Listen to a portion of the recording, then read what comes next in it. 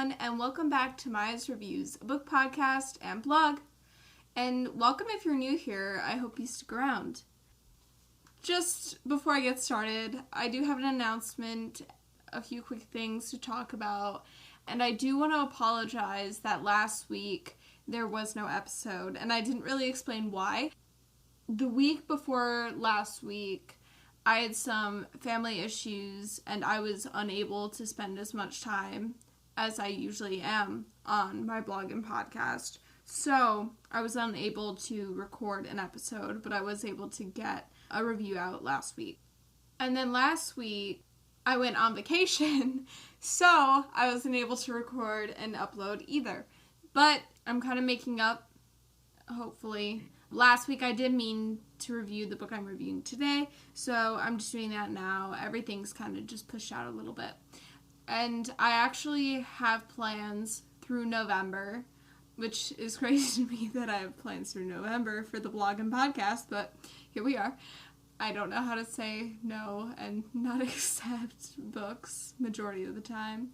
I try really hard, but it's so hard. I'm planning on having one review and one episode per week. If I'm able to, get a second review or a second episode out there, I'll definitely try. But as of right now, it's most likely just going to be one episode and one review a week. So just letting you know that before. So yeah, and then I think one of my other announcements was, if you haven't already, make sure you go and fill out the Q&A. It should be in my beacons, which, by the way, I also switched all of my links from a link tree to a beacon because, it's so much nicer. And so if you haven't already, my beacons is in the description, so you can go there. It should be the top link, and you can fill out the Q&A form. You can ask as many questions as you like. You can fill it out as many times as you like.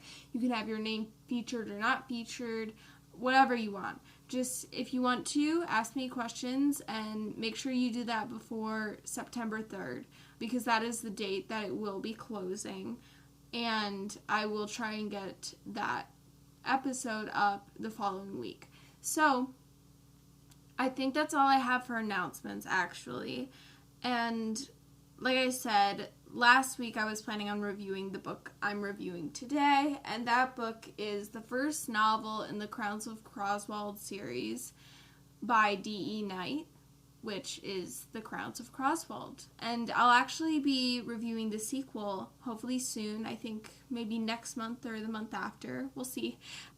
I'm definitely planning on reviewing the sequel sometime in September, most likely by the end of the month.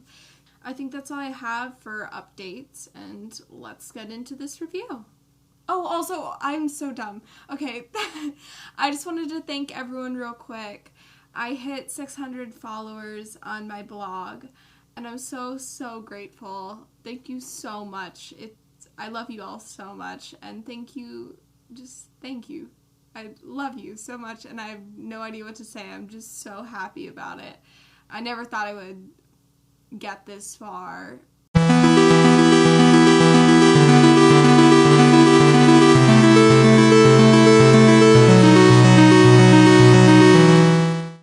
With my blog when I started it in 2020 when I was bored, so just thank you so much, and let's get into this review. Before getting started, I want to thank Stories Untold Press and NetGalley for providing me with a copy of this novel in exchange for an honest review. All quotes are taken from The Crowns of Croswald by D.E. Knight. And a content warning, there are mentions of death and violence in this novel, so if you don't want to read about those, maybe this novel isn't for you. Overall, I rated The Crowns of Croswald 4 out of 5 stars. The plot was 4 out of 5. Setting 3.5 out of 5. Characters 5 out of 5. And both the writing and memorability were 3 out of 5 stars. So, with this novel, kind of think Harry Potter, but with a female main character and a mixture of many different tales, from that of Percy Jackson, the Olympians, to the tales of Pixie Hollow. It's a really nostalgic yet new spin on magic, mysteries, and chosen ones. The Crowns of Croswald was published by Stories Untold Press on July 21st, 2017, and it is the first in the series. I'm pretty sure there's 2 other books out. I will have to check that, but I definitely know there's a sequel and a 3rd novel. So the novel is 249 pages and is a middle grade or children's or young adult. It kind of covers a broad spectrum. Fiction, adventure, fantasy, and mystery novel. The book's description: this is a page-turning fantasy in the tradition of fairy tales, whimsical worlds, and coming-of-age stories. The Crowns of Croswald invites young readers to explore themes of stepping into their own magic, discovering their true selves, and battling evil head-on. Hailed by Kirkus Reviews as an action-packed treat with a relatable heroine facing challenges in a vivid world of magic and mystery, and called a new classic by readers, the Crowns of Croswald series is a magical romp through a fully formed universe with dragons, magical quills, potions, and mythical creatures. Ivy Lovely is 16, and she has no idea who she is or what her powers could be. When she crosses a magical boundary, she discovers a whole new world of enchantment and mystery. Making friends that will last a lifetime and save her life, she steps into her own abilities and discovers more about her hidden past, magical blood, and the power of Croswald's mystical stones. But all is not well. A dark history and an evil queen threatens all that is good. Will Ivy's bravery and wit be enough?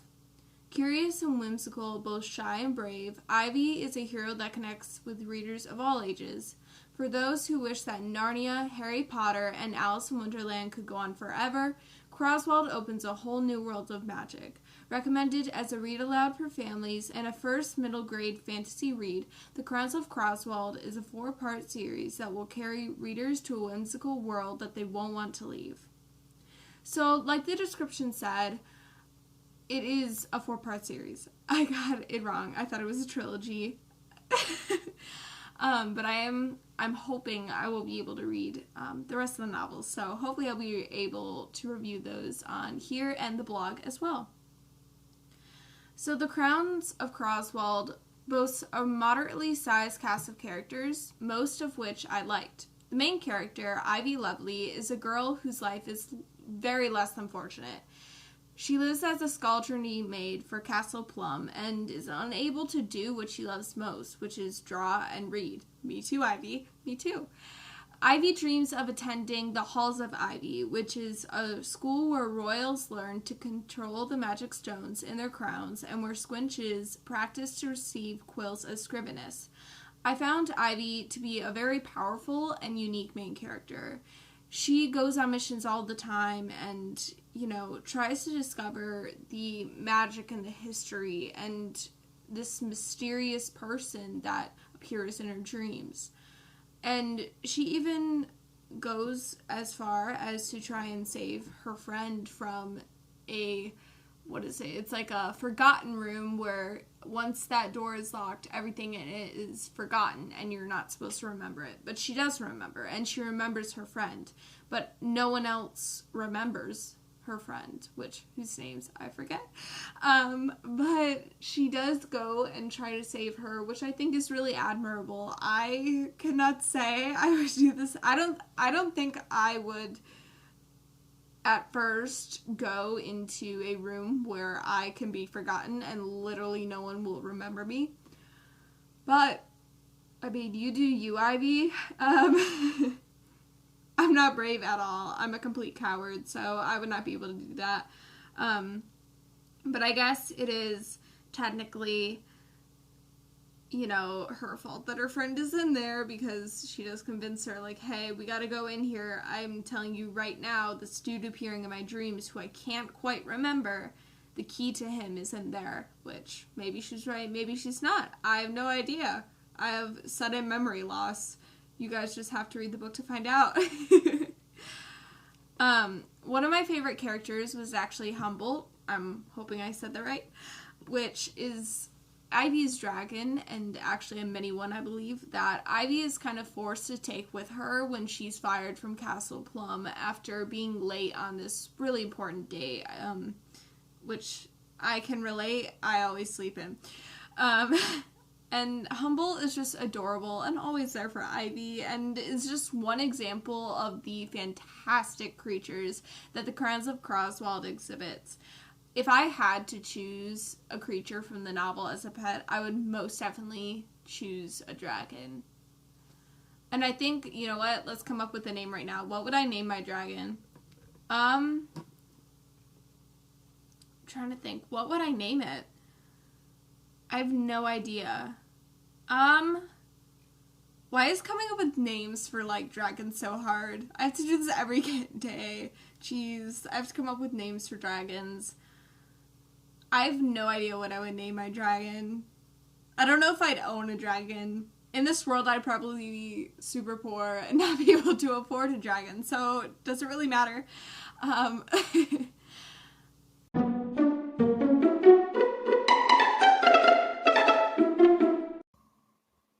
Interested in starting a podcast?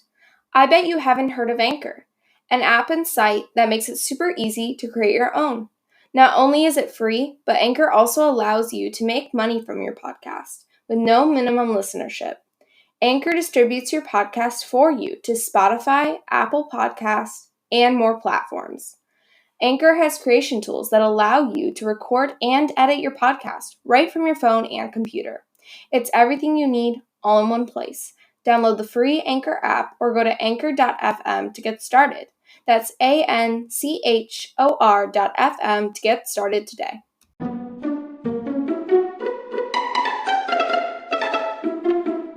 The writing and setting was the place that I had the largest issue with.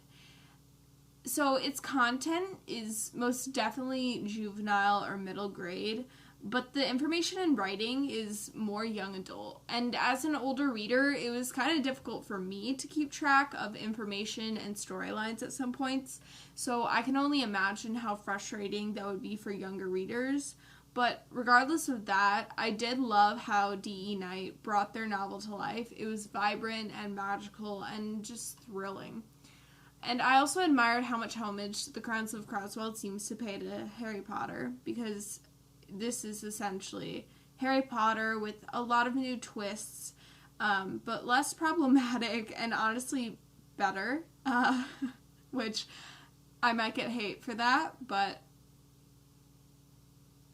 Crowns of Croswald is better than Harry Potter. There, I said it. But for example, there's a magical boarding school. The main characters don't realize that they're a chosen one. There's an evil magic being. And all these aspects were things that the series had in common with Harry Potter and stuff that I loved as a kid. So I literally loved the nostalgia this novel gave me. It was really magical to read a book again and have that same feeling that I had when I first read another series. And I think that's really nice that, you know, newer generations can have their version of, you know, a magical series that they grew up with. So I think that's really amazing. And then with the nostalgia, with the homage to Harry Potter, it was really nice to a point. About halfway through the series, there were a lot of similarities between the two series, and I began to see the novel kind of like as a Harry Potter fan fiction type thing. Obviously, there was a lot of differences, and I think that's what really makes this novel unique, but it was a little off-putting, and I can see how this would be off-putting for many, but I was able to kind of overlook that. And it eventually changed for me, and I really love this novel. I think it's really unique and original, and that it's a great new fantasy novel for middle grade. And I did love the magic and world that Knight created, no matter how similar it might be to Harry Potter, because, you know, it is its own novel. I thought that the mystery aspect of this novel was perfectly executed. So as Ivy attempts to navigate her newfound life. She stumbles upon various fishy things that the school's headmaster or the selector attempts to hide, one of which is apparently someone that she kind of sees in her dreams that she thinks is kind of calling to her. So, odd occurrences change Ivy's outlook on the halls of Ivy and cause her to investigate, which, as I mentioned earlier, leads to all kind of fiascos and chaos and, fun with her friends. So, but the one criticism that I have of the plot was that it was very slow moving for me in the beginning. Some of the most perilous and dramatic scenes occur in the last few chapters of the novel, while the rest is primarily build-up and backstory.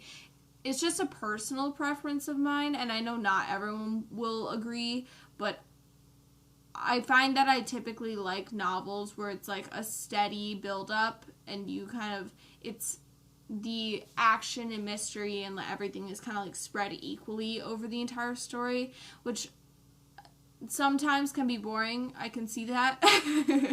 But I like structure. Okay.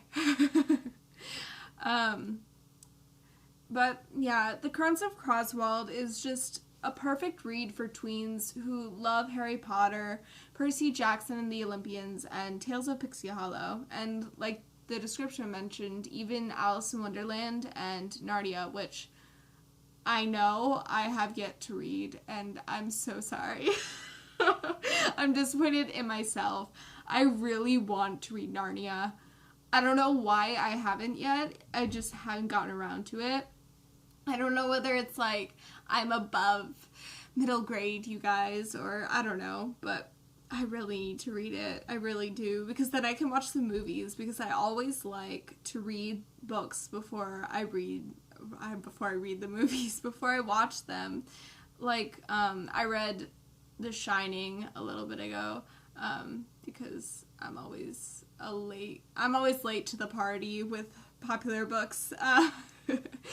But I read it and then I watched the movie and I was like, this is not similar at all, but that's besides the point. Anyways, but yeah, I really need to read Narnia, but regardless, besides Narnia, I really love this novel, and I think it is really perfect for teenagers, little kids, and tweens. It's really a perfect mixture of a bunch of different aspects, and I think that is what makes this book so unique. So yeah, I really, really love this novel, and I think it's a really good thing for newer generations that don't really have their own Harry Potter. This is theirs. So, like I said, it's much less problematic and better in my opinion. So, and there's a female main character and a lot more diversity that is actually good. So, just keep that in mind. But yeah, I think that's the end of my review of the first novel in the Crowns of Croswald series by D.E. Knight. And like I said earlier, I am hoping on reading, I am planning on reading the sequel soon. And I'll definitely get a review up on my blog and hopefully on here. So keep your eye out for that. And again, so sorry about last week. I don't usually do that. I mean, we're this is the 17th episode and I've never done that. And hopefully I won't have to do that again. But stuff came up and I wasn't able to get an episode up. But thank you so much to everyone who's stuck around this long. It means so much to me, especially those of you who follow me on my blog. Thank you so much. 600 followers is crazy to me. I know it may seem small to a lot of other people, but it's huge to me and it means the world. So thank you so much. And yeah, I think that's the end of my review. And I hope you enjoyed it. If you did, please check out my blog, Maya's Reviews, at mayagreviews.wordpress.com. You can also find me at Maya the Bookworm on Twitter, Goodreads, TikTok, BookBub, and Book Sirens. And by the way, I'm actually posting on TikTok again, so that's new. I go on there, post a few videos, and disappear for a month, and then I'll come back. And but I'm trying. I really am. I just run out of ideas really fast. Plus, I was shadow banned for forever, so that was really annoying, and I was not motivated to post. But I'm also on Tumblr at Maya Reviews, and if you want me to review your book or want to come on the podcast to discuss a novel, maybe even just reach out to me. You can email me at mayagbookrareviews@gmail.com. I do ask that if you are reaching out in regards to a review request, interview, collab, blog tour, which I have no idea how to do a blog tour, but we'll see, or anything publicity related, that you check out my publicity request page on my blog first and then email me.